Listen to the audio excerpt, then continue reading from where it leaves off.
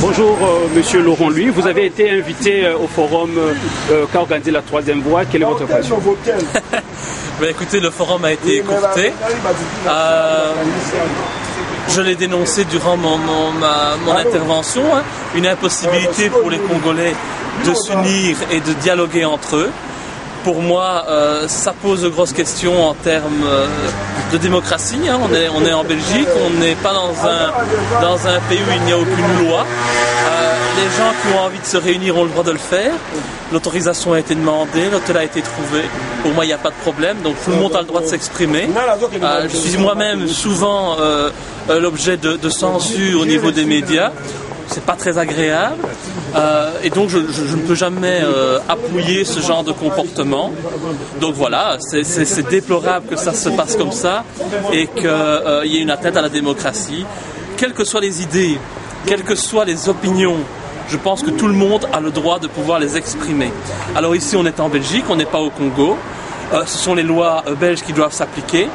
Et ça, c'est un rappel à l'ordre que je tiens à faire parce que je ne comprends pas qu'on puisse interrompre une conférence, quels que soient les objectifs ou les buts des personnes qui sont intervenues.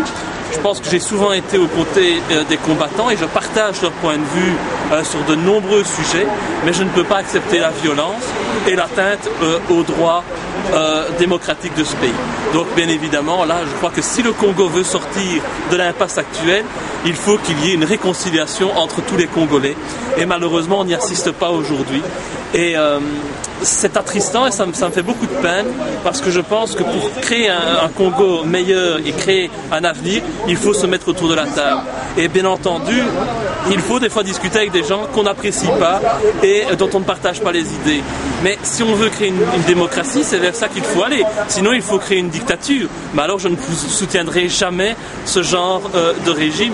C'est ridicule, ce serait soutenir ce que nous connaissons aujourd'hui avec Kabila. Kabila, c'est la dictature de la communauté internationale, c'est la dictature des États-Unis. Et donc, agir comme cela, eh bien, c'est avoir les mêmes techniques que ces dictatures, et ça, je ne peux pas le cautionner. Je pense qu'on mérite mieux, le Congo mérite mieux que de la violence, et en tout cas, moi, j'attends un meilleur comportement, et que tout le monde s'unisse en ayant comme seul objectif de moderniser le Congo, de nettoyer ce pays des mauvais gouvernants, des mauvais dirigeants, et surtout de rétablir de l'éthique. Et ce n'est pas dans la violence qu'on retrouve l'éthique. Merci. Merci.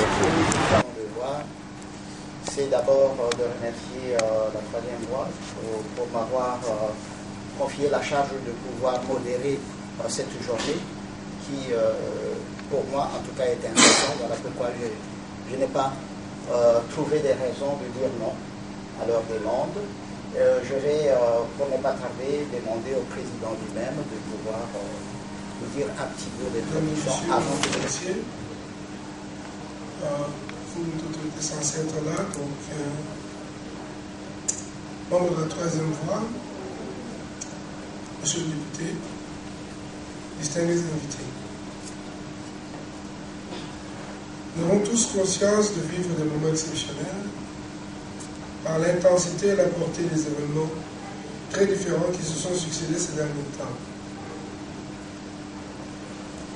La conférence de Bruxelles évaluera la réalité des politiques conduites par les générations précédentes, car le débat que je vous propose d'engager n'est pas un projet de société, mais plutôt un modèle de développement.